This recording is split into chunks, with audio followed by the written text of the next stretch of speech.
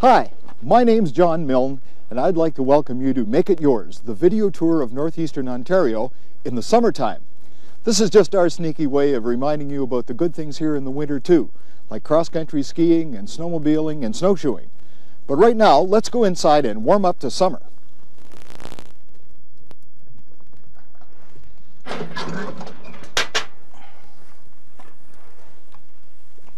Well, that feels a lot more like summer. Now I'd like to take you on a tour through northern Ontario. I'm going to show you some of my favorite sights and haunts, and we'll start off in Tobermory at the tip of the Bruce Peninsula. I was raised in the Bruce, and I can tell you people up there know how to have a good time. And there's none better than Big Canoe Festival at the start of the summer sailing season. Last year she did the splits over, didn't you?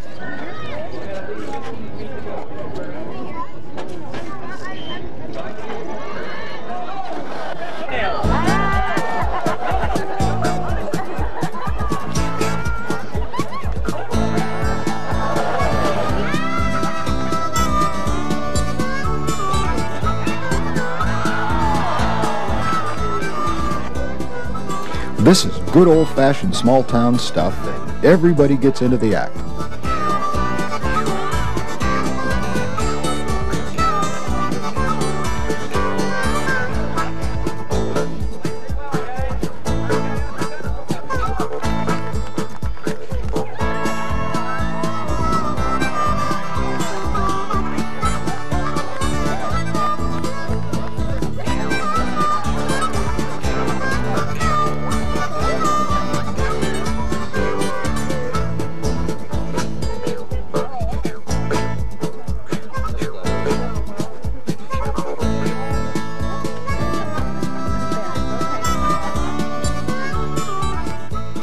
This is where our journey north begins, aboard the famous Chichimon or its new sister ship, the Nindawayma. The Ojibwe names mean Big Canoe and Little Sister. Good names for ships crossing the historic waters of Georgian Bay and Lake Huron. No need to worry about driving aboard. The expert crew will take care of every kind of vehicle, from bicycles and motorcycles to motorhomes, cars, and trailers.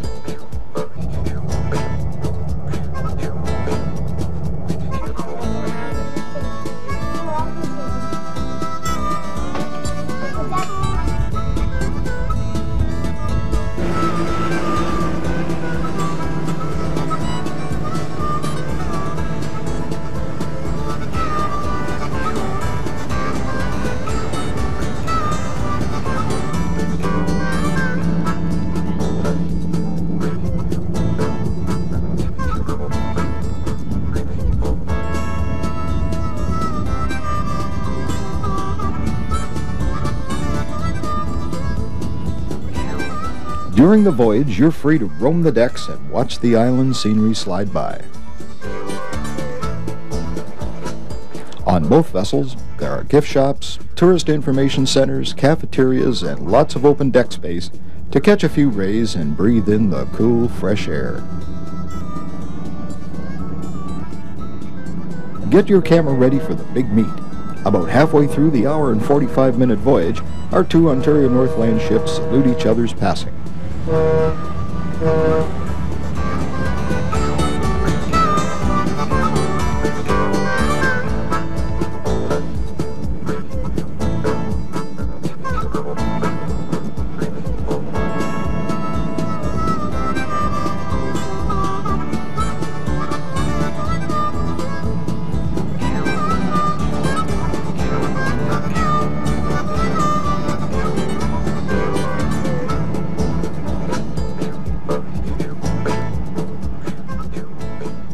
When we round the outer marker, South Baymouth comes into sight.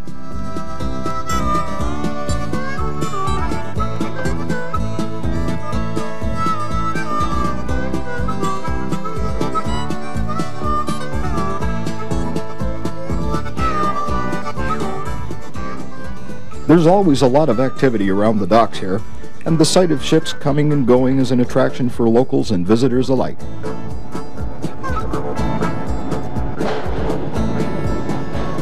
I like to think of South Baymouth as the gateway to Manitoulin Island, where I'm going to show you some things you won't want to miss on your own tour.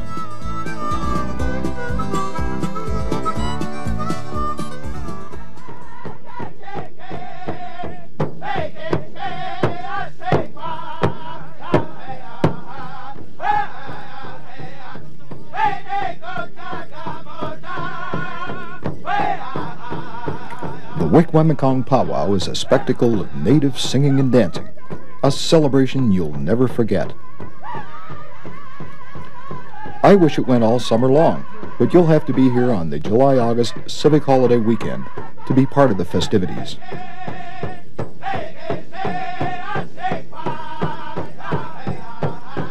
Bring lots of film and videotape. This is a photographer's dream.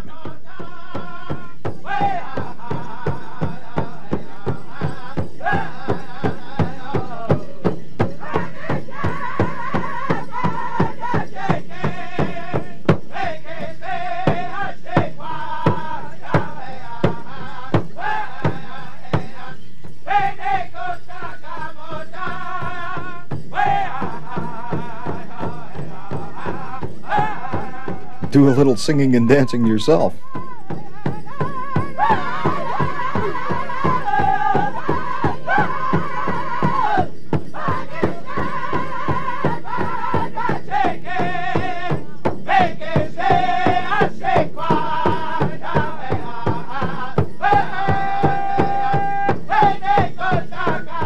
There's no better place to shop for Indian arts and crafts you simply won't find anywhere else.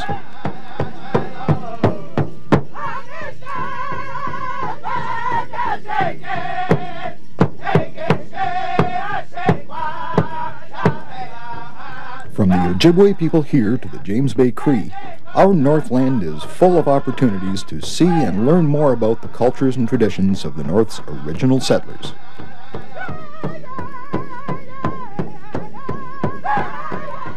Watye, Ketchi Miigwech, goodbye, and thank you.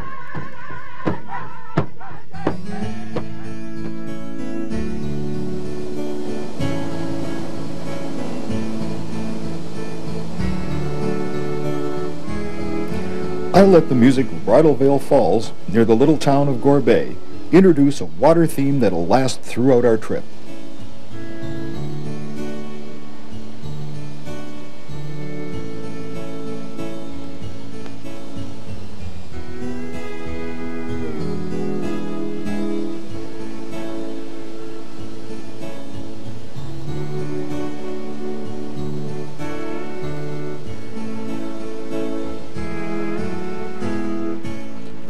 Water is a special part of life in the North, and one of the main reasons people come here in the summer.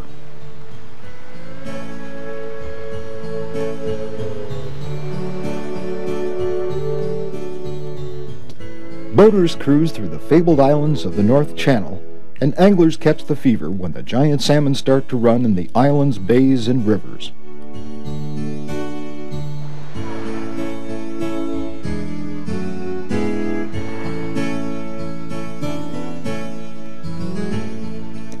Most everyone else comes here for the miles of uncrowded shoreline and sand beaches. A chance to take a long walk.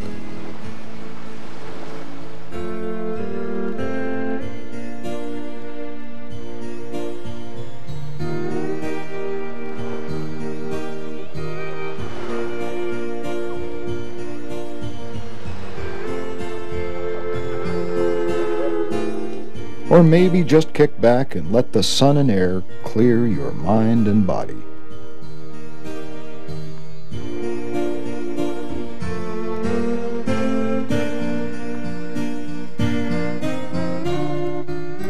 One thing about Northerners is we're a busy bunch, and every town has something going on this summer we'd like you to see.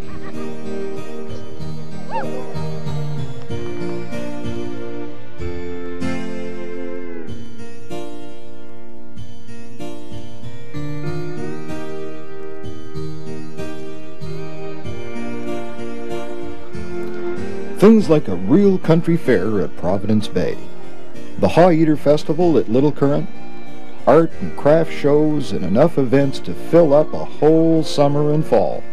And you're more than welcome at every one.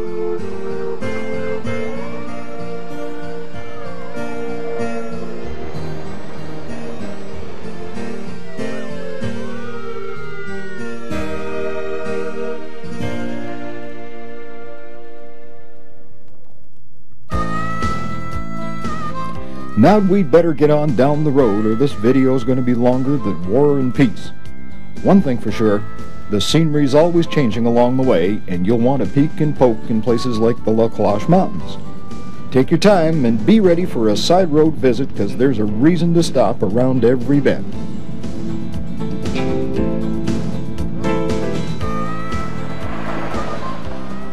This is the end of Highway 6 where it meets the Trans-Canada behind me. If you went west, you go to Sault Ste. Marie and Thunder Bay. But we'll go to Sudbury, the Big Nickel Mine, and Science North.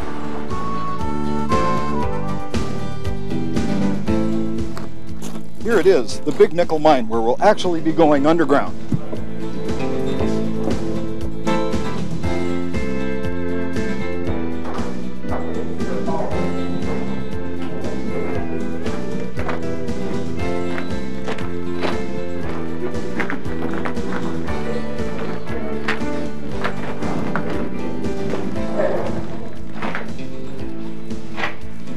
Okay, welcome underground at the Big Nickel Mine. My name is Rob, and I'll be your guide for the next half an hour. Now, if you care to follow me.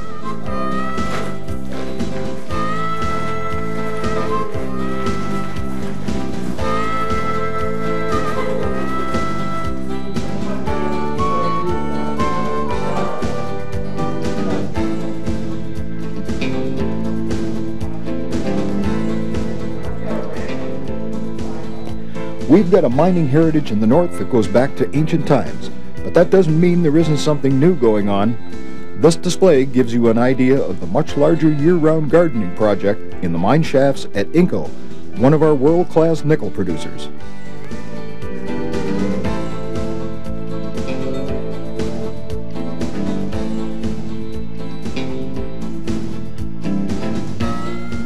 It's a short trip from the Big Nickel to the high-tech world of Science North.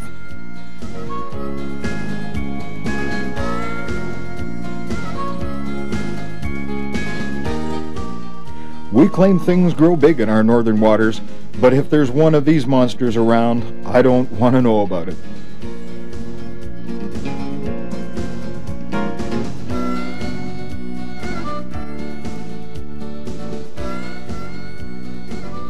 There's a lot more I'd like to show you in Sudbury, but these video people are getting upset about their schedules and budgets. So let's do a magic carpet thing to Timmins, where even little tiny prospectors hunt for gold in the old Hollinger mine.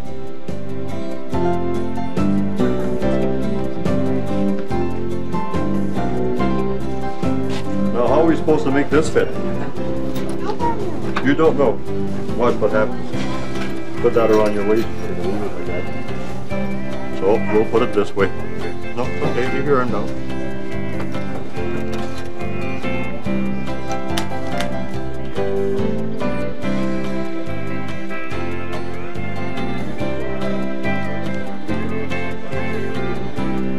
Fine. It was the biggest and the richest gold mine producing.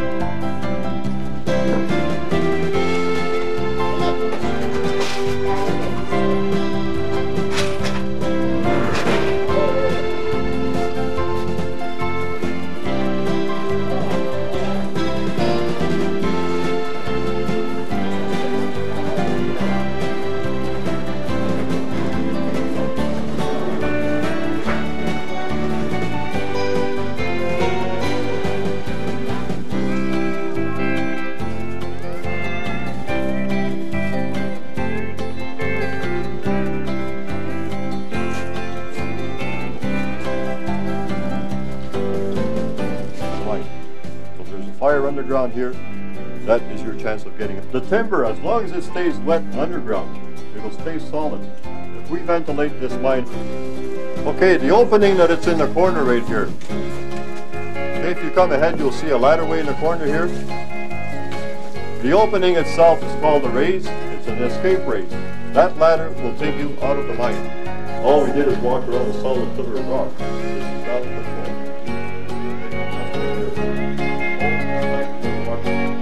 100% support.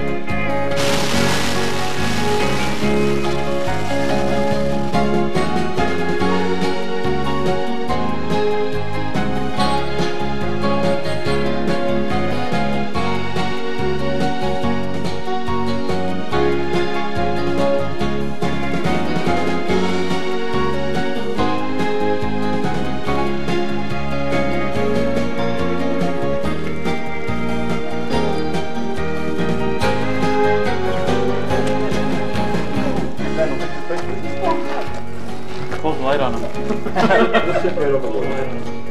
There you go.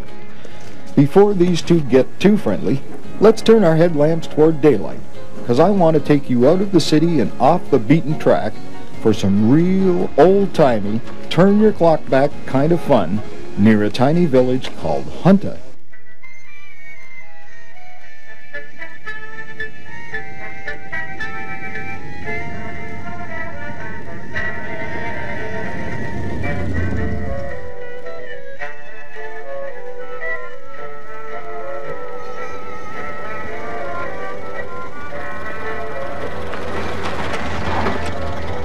If you remember coal oil and wood stoves and washing machines that went from side to side, then load up your camera with film and come on out to the Hunter Museum of Days Gone By.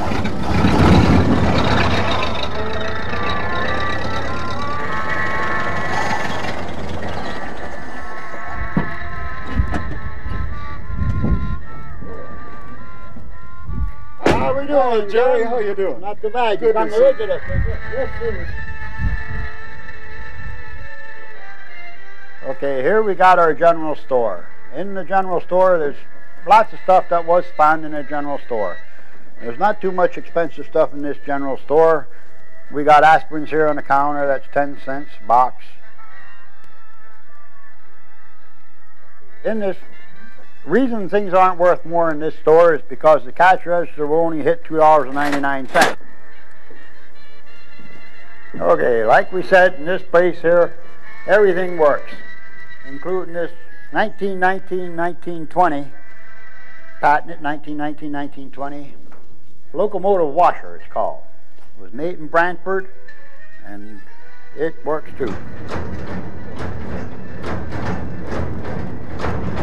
This is a 1938 Farmall F-14. It's fully restored. Again, like I said, everything in this place works. It's not hard starting, but when we restored it, every nut and bolt came out of it.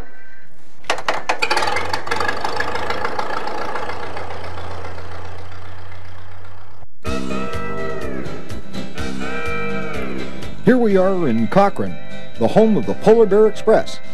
Folks really do come from all over the world to ride this famous railroad to the James Bay frontier. The locals call it going down north because we'll be at sea level when we get to Moosonee and Moose Factory.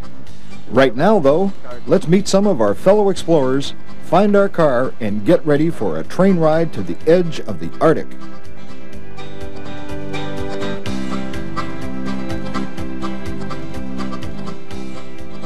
I'm not sure if they're glad to see me go or they're waving at the camera, but there's a whole festival of hand flapping as we leave the station for country where the only road is the railroad.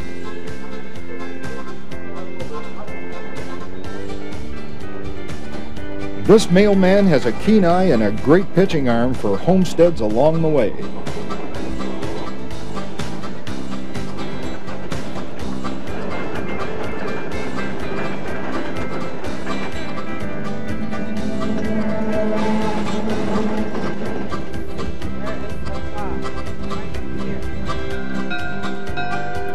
"186 miles and a great train ride later, we'll mix with the rest of our fellow travelers and all the locals who flock to the station at train time every day.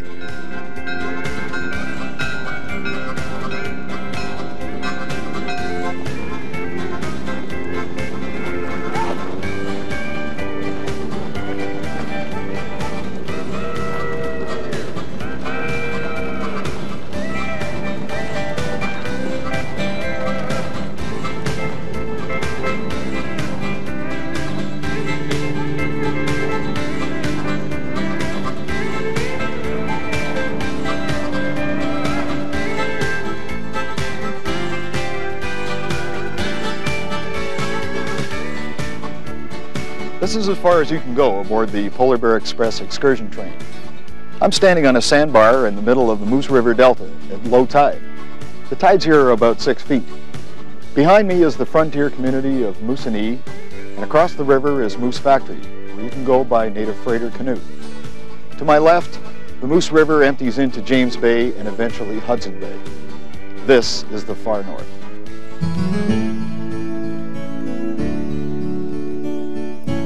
You can make the polar bear trip in one day, but why miss the glory of the James Bay sunrise and a chance to sit and stare at a scene you'll never see anywhere else?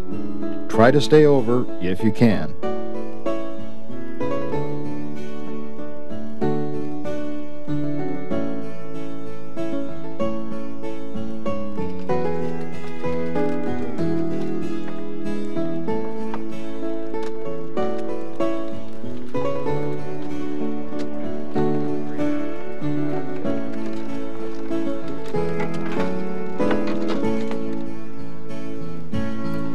To really see this ancient river delta, take the Polar Princess to the edge of historic James Bay. Later, you can ride a native freighter canoe upstream and pick marine fossils from a prehistoric time when this area was a steamy jungle.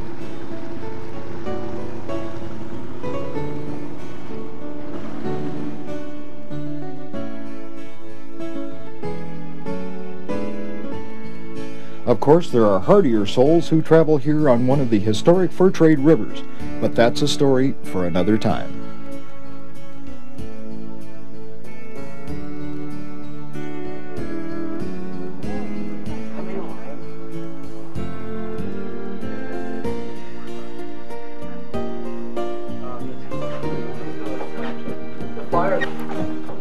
Moose Factory's alive with the history of the Hudson's Bay Company, the fur trade, and the explorers who left their names and their marks on the land, all mixed with the traditions and legends of the Cree Indian people who've called this home since time immemorial. It's a taste of life and a taste of Bannock, all rolled into one.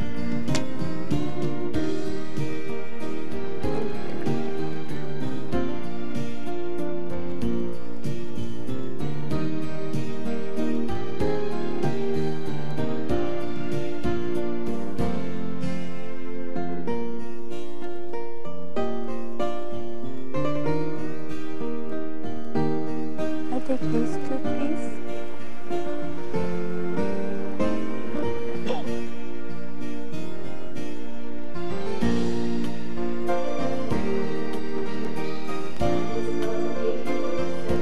It was built by the stained glass window here. It's very important because it depicts the native culture just like many of the other stained glass windows in this church. And like many of the others, it was donated to us.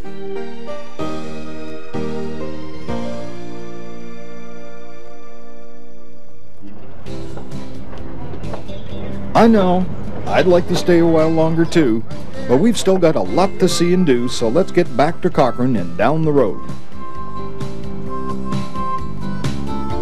About 25 kilometers south of Matheson, this is one of the most photographed points on the whole tour. From here, all waters flow south to the Atlantic Ocean. And from this side, all waters flow north to Hudson Bay and the Arctic Ocean. Can I see a moose? It's the visitor's favorite question. So to make absolutely sure you get your wish, we visited the Earlton Zoo, where you'll definitely see a moose.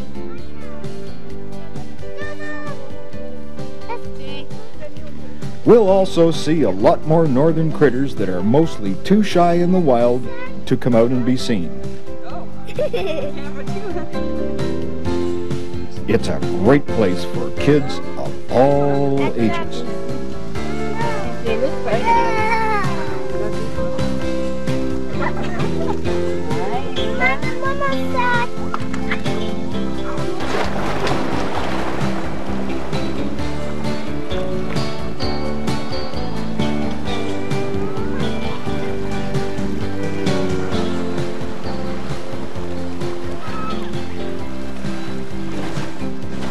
Back on Manitoulin, I was telling you how we love our water here in the north, and nobody loves it more than folks in the tri-towns of Haileybury, New Liskeard, and Cobalt, where waterfront fun and boating top the list of summer things to do.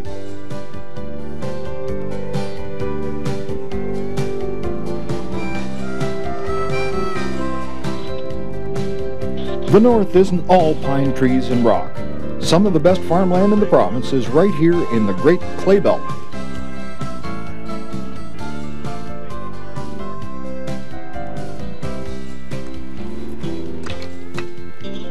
You can't walk through the ruins of the McKinley-Darragh Mill without gaining a tremendous feeling of respect for the men who built it by hand about the turn of the century. In the first 16 years the mill operated, it produced more than 20 million ounces of pure silver.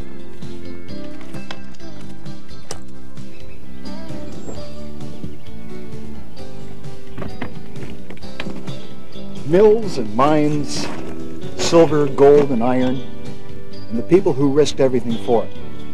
That's part of my north.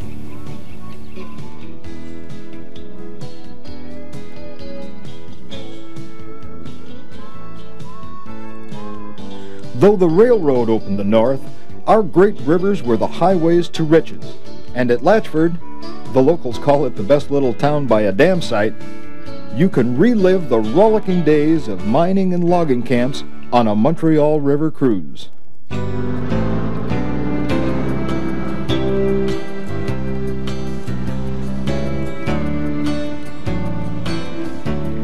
Or you may want to take that other northern workhorse, the float plane, back into the Temagami wilderness for an hour, a day, or even a week of supernatural solitude.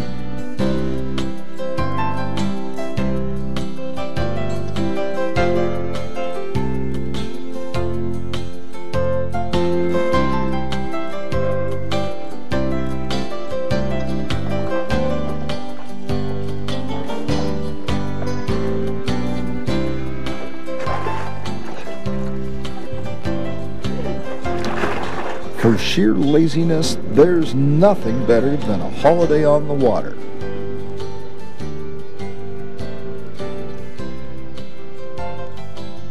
Tie up in a deserted cove and sun-soaked to your heart's content.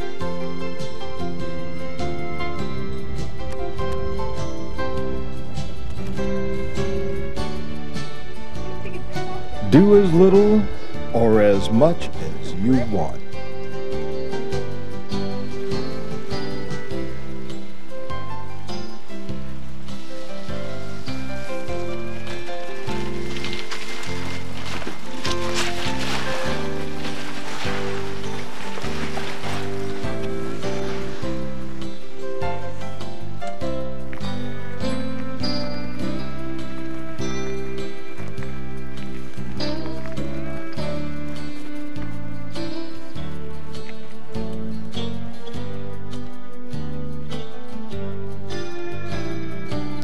When you say the magic word, Temagami, people who love canoes and canoeing get that faraway look in their eyes, and their minds turn to thoughts of cedar and canvas, paddles and packs.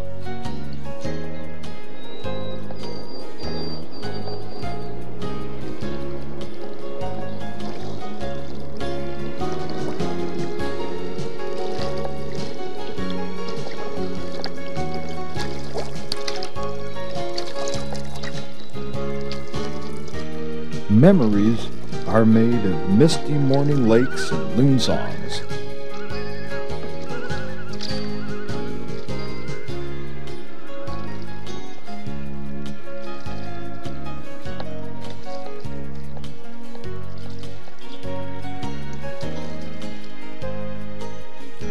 the symphony of a northern sunset, the perfect campsite, and the perfume of wood smoke. Temagami.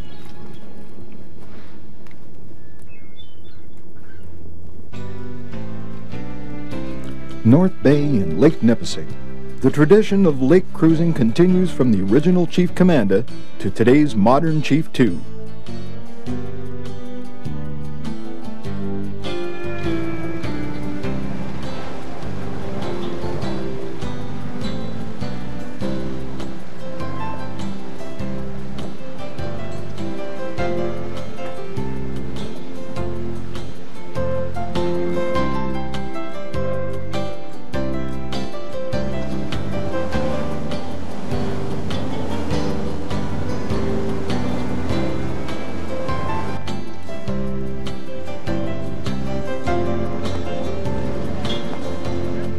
Nipissing.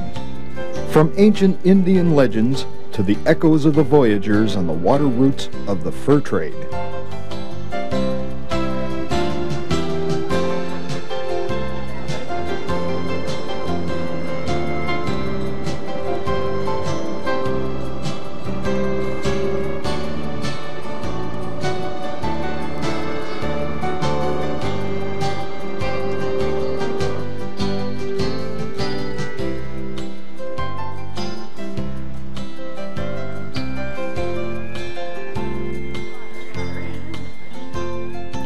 Maybe you'll be the captain's guest and visit the bridge while we're in Calendar Bay.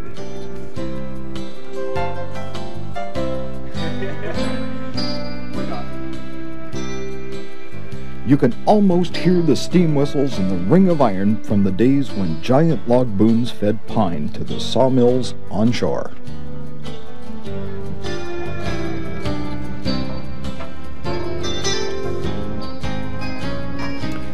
Stay in North Bay a few days and discover our museums, our art, theater, and enough natural outdoor fun and fresh air to make you real hungry at the end of a perfect day.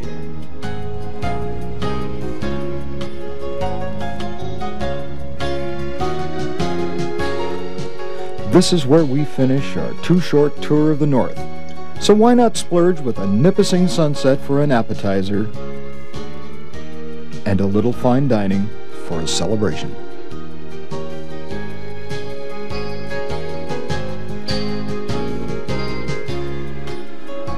I've shown you some of the things to see and do in my Northern Ontario. This summer, come on up and make it yours.